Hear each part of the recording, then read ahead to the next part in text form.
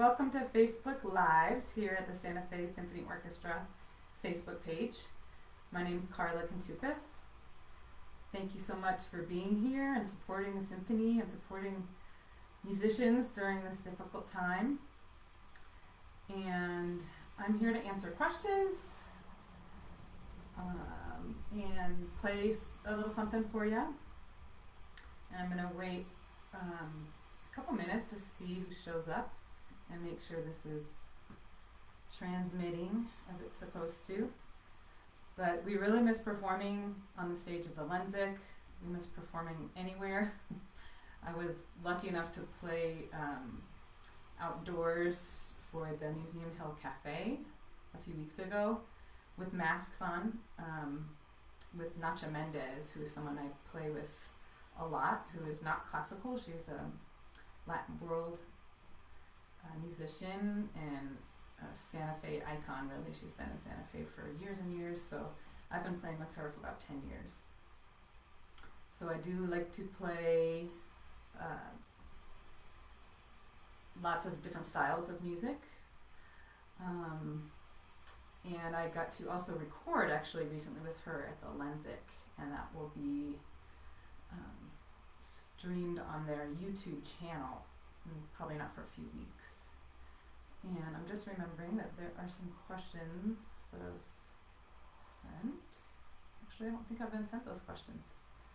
Oh, they're there. Okay. I'll wait a minute or two to see what questions come through in the chat. Okay.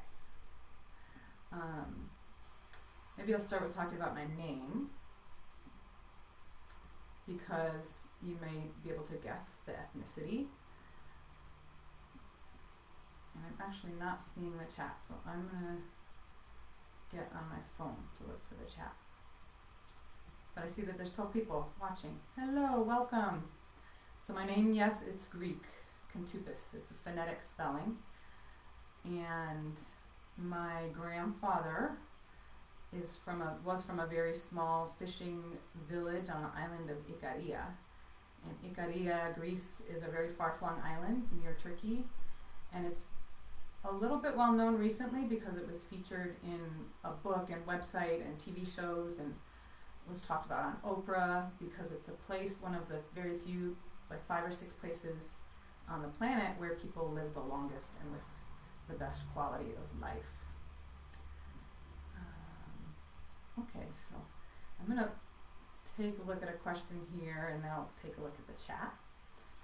So does playing Latin, pop, and other genres of music influence your playing in the Santa Fe Symphony and vice versa? Absolutely, I would say, for sure. It uses kind of different parts of my brain, but very complementary in that being able to improvise and play with different styles allows me kind of more in-depth interpretive skills, I would say, in terms of how I perform any type of music. So let me see, I'm going to go on my Facebook page. Hello, thank you for joining us. Okay, cool. Now I see the chat on my phone. So hi everyone again. Feel free to put in a question in the chat. I will talk a little bit about my work as an educator as well. That was one of the questions. What do I find the most rewarding in my work with music education? And that's a great question. It's really a twin passion of mine. I've been teaching since I started playing professionally. I began my career in Costa Rica with the National Symphony and with the National School of Music there. So I started teaching private lessons to Costa Rican children right out of college. And I always joke that they probably taught me more Spanish than I taught them about the violin. But I love just kind of seeing how their brains work and getting into explaining the intricacies of both the technique of violin performance and the rich interpretive musical landscape of any piece of music that I might be working on or that my students might be working on. More recently, I teach string orchestra and string techniques and private violin lessons at the New Mexico School for the Arts, which is a wonderful place to teach. I also teach part of an IB, International Baccalaureate Music program at the Mandela International Magnet School. Shout out to my schools and my students. And that's a very interesting program in of itself because it's not just a performance-based curriculum. It's very much about creation and interpretation and research and history. So that really fulfills my intellect in a way that just performing would not, I think. So they really complement each other as well. Students motivated over the summer. That's a good one. I've taught some private lessons and I try to keep myself motivated and sort of be a role model in a way, in that sense. Personally, I'm a very goal-oriented person, so I have found it very hard to motivate to keep practicing and performing. So it's nice to have this little goal this Friday to practice some things that have been on my music stand for, in some cases, years. And that's one thing I've really enjoyed actually about the quarantine time is that I have the time to look at pieces and that I don't necessarily need to perform, but that I want to learn or relearn. Okay, I'm gonna look here. Oh, someone said something in Greek. I only speak a little Greek and etzi-ketzi. So Daniel asks, what do you really love about playing with the musicians in the Santa Fe Symphony? That's a great question. I love my colleagues in the Santa Fe Symphony, and I love performing in the orchestra. It's not only is it, kind of a social place for musicians to get to know each other, because we work nights and weekends, and we're the people that we socialize with, because otherwise we don't have time to socialize with anyone else. But fortunately, I really adore my colleagues, and I play in a quartet with Dana, the principal cellist, and David, the concertmaster, and I love playing chamber music. I love doing outreach concerts. I often play with Nicole Maniaci, the section leader of the second violins. And I always learn something from just listening to, the woodwind solos or the brass section, or the basses are often right behind me. And so it feels very collaborative. I love our maestro, Guillermo Figueroa, who is fantastic, a violinist himself. So that's always very inspiring. Let's see. Any questions on the chat? Thank you all again for joining us today. I think I'll talk a little bit. Let's see, I'm going to look at these questions. Do I cook? Yes, I love to cook. I don't cook a lot of New Mexican food, but I love both red and green chili. I don't make red chili, so I often will buy green chili, so I'll eat that more often, but when I go to restaurants, I always like to test out the red chili. And it's funny because I tell a story that when I was pregnant, I couldn't tolerate anything hot or spicy, and you can't not get green chili on your food, and I would order like a ham sandwich or something innocuous like that, and there would be green chili on there, and I'd be like, darn it, I can't eat this. But I have been doing a lot of cooking like everyone else during the pandemic. My daughter has been doing a lot of cooking. She's great at desserts. I baked some Greek Easter bread, which was the first time I had tried that. And it's nice again to have time to cook for my family. I've got 2 children, Zoe Nijoni, who's 14, going into high school this year, and Joaquin Gus, who's my 8-year-old. And I also have a husband who is a very talented visual artist, and you might have seen his photo of me taken in a tintype format, which is a very old type of photography. And I put in a little thing about the app. I might show you a little bit about that because it's pretty cool. So yeah, let me do that for a second. I'm gonna click out of here. So the cool thing about this app is called Talking Tintypes, and it's free. So you download it, and it looks like that, Talking Tintypes. And then you just push begin. And it has to be an image that he has taken and embedded with some information. So I pulled up this image that you'll find on the website, or on the Facebook page here. So it doesn't have to be an original image, it can be a screenshot. And so if I hold this scanner, this with the app open, if I hold it on, let's see, I gotta put the volume up. Let's see if you guys can hear this. Okay, so it's scanning it, and it turns into a movie.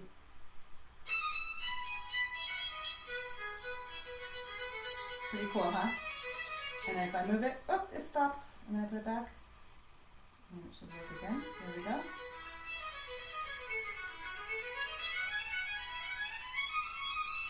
So that's Will Wilson's work. Little shout out to Will. And he's got a great webpage with all his images there. And there's a lot of different tintypes. He calls talking tintypes. It could be a dancer. Nacho Mendez has one on his website. So check that out if you can. Let me go back to the chat here.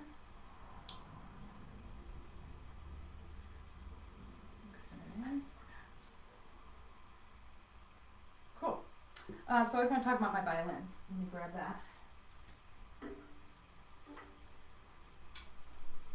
And then I'll be ready to play a little something for you too. So this, I feel very fortunate to be able to play on this violin. It belonged to my grandfather, who grew up in Frankfurt, Germany. He was given this violin when he was 16 by his parents. He used to play chamber music with Max Rudolph. If you're a musician, you probably will recognize the name of one of the most important conductors and authors of conducting technique. Used to teach at Curtis. So Max Rudolph was a good childhood friend of my grandfather. They used to play chamber music together. Well, he and my grandmother escaped Nazi Germany and came to New York and settled down in upstate New York, where my mother was born. And my grandfather was a doctor by profession. And he unfortunately passed away on my 4th birthday, actually, so I didn't get to know him very well. But this violin was still in the family, and it was kept in our home in Oberlin, Ohio. We moved there when I was about 4. And we would loan it out to Oberlin Conservatory students to use because it's a nice instrument with an Italian label. And I remember hearing a student come and try it out, and I thought, I want to play the violin. So I started playing violin when I was 7, and of course we use smaller instruments when we're younger. And then I started playing this instrument when I was about 14, actually. I remember I started studying at Oberlin Conservatory with a college professor when I was about that age, and got serious about performance, and ended up going to school at Oberlin, and took this violin with me from Oberlin to Costa Rica. Had to do some adjustments because it's very, very humid there, and I lived there for 4 years in Costa Rica and performed with the symphony, and that's where I mentioned I started teaching. I've been teaching ever since. And then after 4 years in Costa Rica, I came back to this country and have been in the Southwest. My husband is Navajo, and he grew up in Arizona, although we met in Oberlin, Ohio. And he was working at the Institute of American Indian Arts at one point, so we've been around New Mexico and Arizona for the past, 20 years or so. I've been in Santa Fe for 10 years and love living in Santa Fe. Okay. Oh, I toured in Taiwan. There's a question. Thanks, Danielle. There's a question about how I was in Taiwan, and that was one of the cool things I got to do being part of a national symphony orchestra in Costa Rica. We were invited to a sister city in Taipei, Taiwan, the capital, and were invited to play for the president and got taken on tours of the national museums there, which are incredible. You know, the emperor's collection from thousands of years. So that was a big highlight of my time in Costa Rica. We also got to do a tour of Germany and play in the Cologne Beautiful Philharmonie Hall, which has the most incredible acoustic I've ever heard. You could be on the stage and literally drop a pin and you'd hear it at the back. Okay, so maybe I'll play a little bit. Okay, answered that question.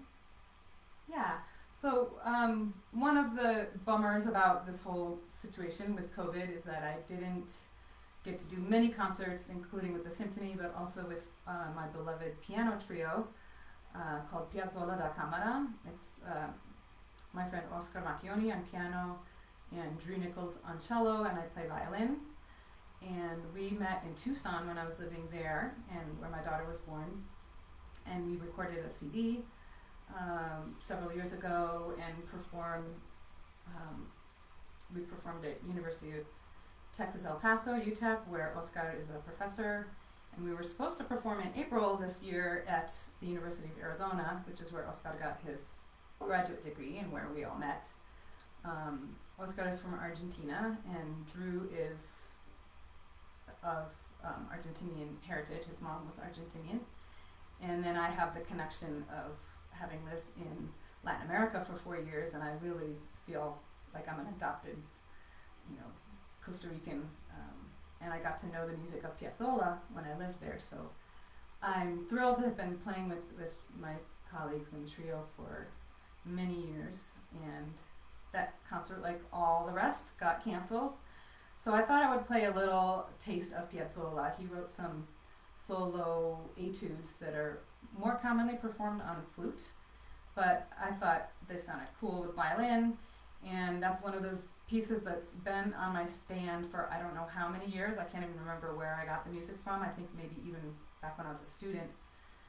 But I've had it on my stand and I've maybe looked at a few measures and never learned it. So I finally this week was like, I'm going to learn this and maybe play a little bit. So this is the etude number 1. So an etude is like a study, but it's called a tango etude by Astor Piazzolla, one of my very favorite composers.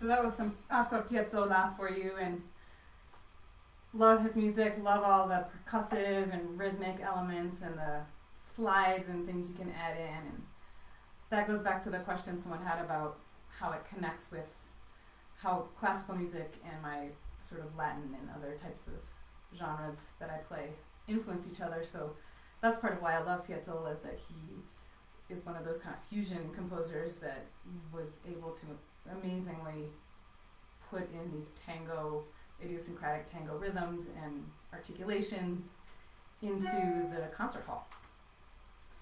So let me check out. Hi, Mom. Okay.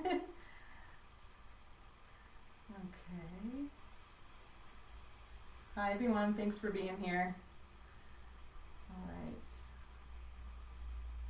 So if I'm missing any questions, Catherine, I'm going to ask you to maybe text them to me, because I don't see any new ones here. So I'll go back to my list.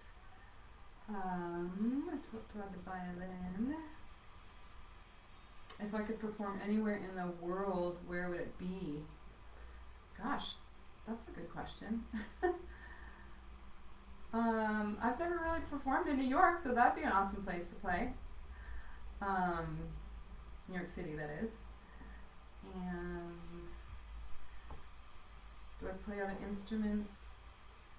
Just viola, and I kind of scratch around on the cello if I'm teaching, or bass. But I'm a one-trick pony. I'm a violin nerd. And one of my favorite memories with the symphony, that's a good question. I loved performing or recording our really cool documentary that we did a few years ago that was in collaboration with the Santa Fe Institute, called The Majesty of Music and Mathematics. That was really fascinating and fun. I love recording, so that was one of the highlights. And I've been playing with the Santa Fe Symphony for about 10 years now, about as long as I've been in the area. So I plan on staying here. I really love Santa Fe, and the climate's great, the landscape. I love climbing up Sun Mountain. That's another thing that I've done during this time where I have more free time. It's one of the silver linings of having weekends free now instead of performing and rehearsing on the weekend and evenings. I love going on hikes with my family, going camping. Let's see, am I doing any teaching right now? I am gearing up to start back at the New Mexico School for the Arts next Monday. On Monday, we start teaching there, and then I'll start with the Santa Fe Public Schools on the 20th, but I'll do teacher and service things a week before that. So it's gearing up already for the school year, as odd as it may be. Let's see, I want to just, before I forget, I want to thank the Symphony for doing these sessions and for giving us this opportunity to perform. Great, I'm seeing some things. I also am excited about the new formats we're going to be coming out with for performance that are, COVID safe, that you'll be hearing more about very soon if you haven't already. What repertoire do I most enjoy playing with the quartet? Is another question that just came in. I love playing new music, and I feel fortunate to perform quite frequently at Chatter ABQ with David's big project, along with many collaborators, and we always do something new, and usually combine it with something more well known. I love collaborating with other art forms, such as dance in particular. I'd say probably my very favorite project that I've ever been a part of was an ensemble in Costa Rica, which was a string quartet, plus voice, plus Latin percussion, plus a composer. So it really was a 7-piece ensemble, including the composer, and it was all original music that was then performed live with a fabulous dance company in Costa Rica that would come up with original choreography. So the music and the choreography were created together in collaboration, and that was beautiful music composed by Fidel Gamboa, was the composer, who sadly passed away very young. I think he was 50, but he's one of the most well-known Costa Rican composers, who was also, like Piazzolla, able to combine Latin rhythms and contemporary genres and styles of performance with classical ensembles. We performed some of his works with the Costa Rican National Symphony as well as an orchestra. And oh gosh, yeah, thanks for asking about, someone's asking about the masks. I'm grateful not to be wearing a mask right now because it's really not fun to perform with a mask. It kind of rides up my nose and makes it hard to see. And I realize how much I rely on my facial expressions to communicate with my ensemble. So, for instance, when I performed with Nacha recently outside and Melanie Mosur on piano, we would look at each other and it'd be hard to say. It's hard to figure out what we were trying to kind of communicate. But of course, we can communicate a lot with our eyes closed as well, and with just listening. But it's doable. It's not fun, but it's doable. And now they have all these snazzy masks you can wear, so it's like a fashion accessory. Thank you, Catherine, for putting these questions up. Appreciate that. Anything I've played for fun on a violin? Well, it's all fun. I have recorded commercials, and I've played with groups like Yes and Isaac Hayes, and as a backup orchestra. That's always fun, sometimes in stadium type situations. So thanks for asking that too, Catherine. I played with Jose Feliciano when I was living in California. Forgot to mention that little interlude. I actually met up with a string quartet in 1999 when I lived in Albuquerque for a year. I had just come back from Costa Rica, and I met two wonderful musicians who were in what was then the New Mexico Symphony Orchestra, and they were looking for another violinist. Many of my colleagues will know Iku used to play in that quartet. She's now ironically playing the Arizona Opera Orchestra, now the concertmaster, yay, Iku, of the Arizona Opera Orchestra, which is another ensemble I've played with for many, many years. Anyway, so I met up with them. I lived here in this area for just a year, and then we moved as a quartet. We caravanned and drove out to San Francisco and lived and worked in San Francisco and just rehearsed with the quartet for like 4 hours a day and taught. And we did some competitions. We got into the finals of the Fish-Off competition, and so that was an adventure. And that's where I did some of those more poppy things when I was out there. We also played in BART stations when we first moved there. It was the height of the dot-com bubble, so housing, everything was so expensive, and we would get on the commuter trains and take out our instruments and play for a couple hours, and that's how I paid my rent the first couple months when I lived in San Francisco. Would you say your preference is new music or traditional classical? I do like to play new stuff. I do like to play different styles on the one hand, but I will say that Bach is my probably very favorite music to play, and it has been since I was a kid. And maybe I'll play a little bit more for you before we end today. And there's a little snippet of a video of me playing Bach on the Facebook page, and you can check that out. But I'll play something a little different, but of Bach. Bach is one of those composers that I think many, most, if not all, classically trained musicians are coming back to, because it's such kind of soothing, soulful music in uncertain times, and so we're just drawn to that composer right now. I know I am. And he happened to write some of the most amazing pieces for solo violin and solo cello, and those works are performed by all instruments. I love seeing people play them on different instruments, like James Shields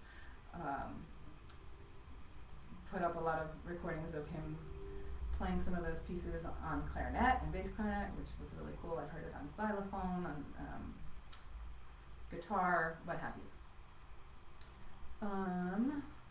So I do let's see, what do you preference? Okay. So, yeah.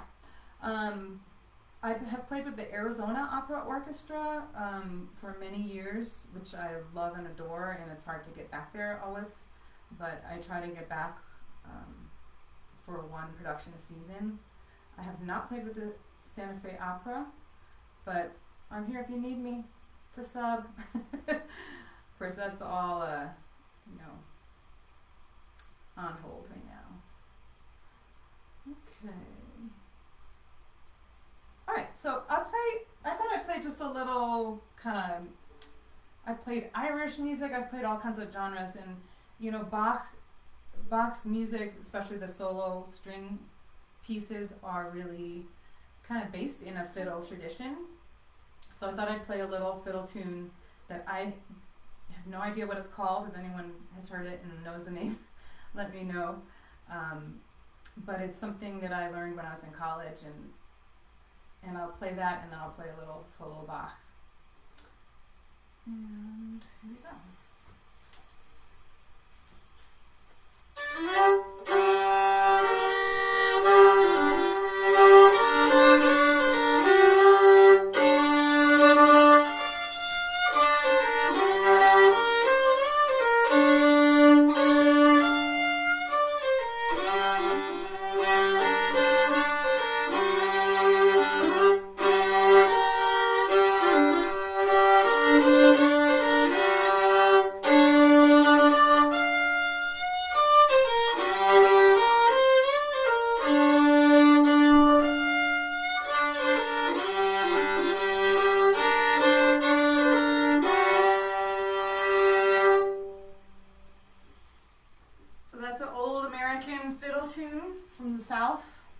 Again, I'm not sure which one it is, but you could hear what's called double stops when I'm playing more than one string at once, or kind of droning, which is a tradition in many different places in the world where fiddle is used. And fiddle is just a nickname for the violin, it's not a different instrument.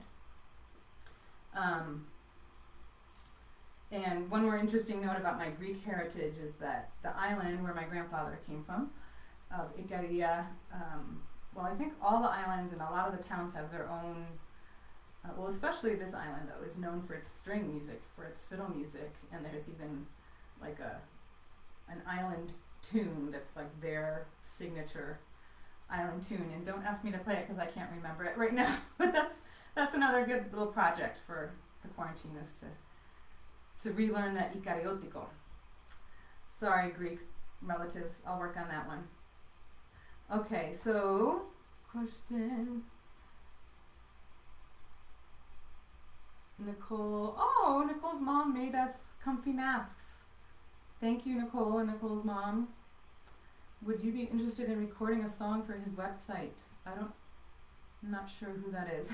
So you can get with me with a direct message, whoever said that. But sure, why not? We all need recording work right now, so. Okay. Let me check this too. Oh, Ikaria. Yeah. Oh, there's a Greek person. Peter, we'll have to get to know each other. Thanks, Nicole. Thanks, Elaine. Hi, everybody. Hi, Rebecca. Hi, Aunt Kiki. Hi, Barbara. Okay.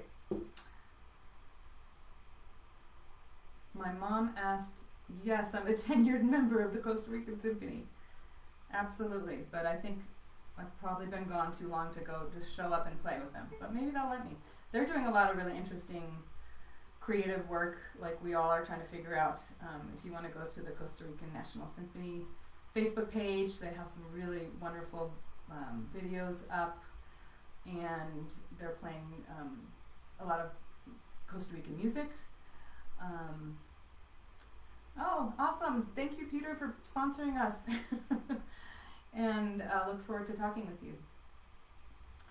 Okay. Okay, so I'll play a little more Bach, if that's okay.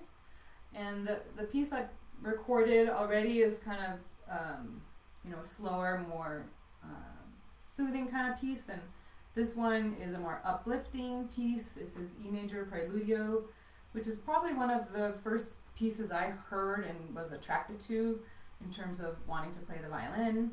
It's also a piece that I play for my students to get them interested if they're trying to choose which instrument to play. I'll often play this piece because it's kind of flashy, and it's the same piece that's on my tintype if you want to hear more of it there. I'll play just a snippet of it because, you know, short attention spans online, I guess. And it's all I had time to practice too, in full disclosure. So yeah, this is the Bach E major Partita, the first movement Preludio. Make sure I'm tuned up still.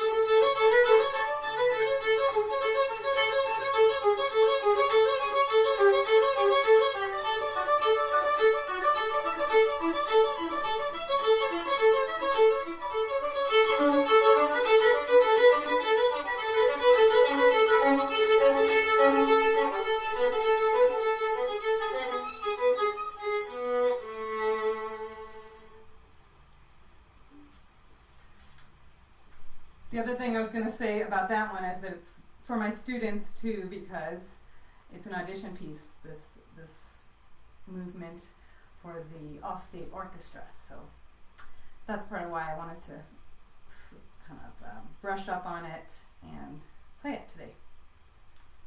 Okay.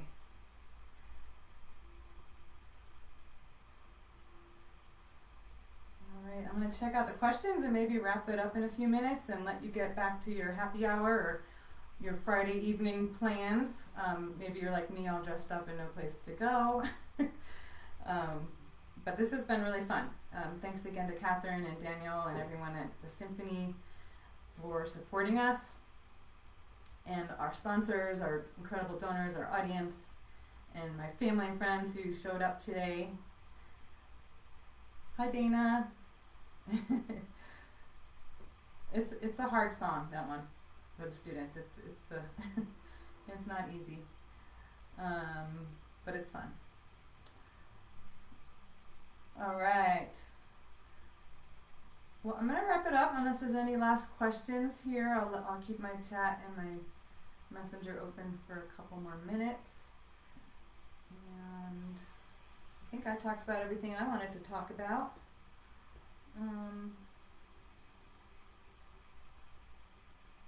Yeah. Did you hear? Oh, yeah.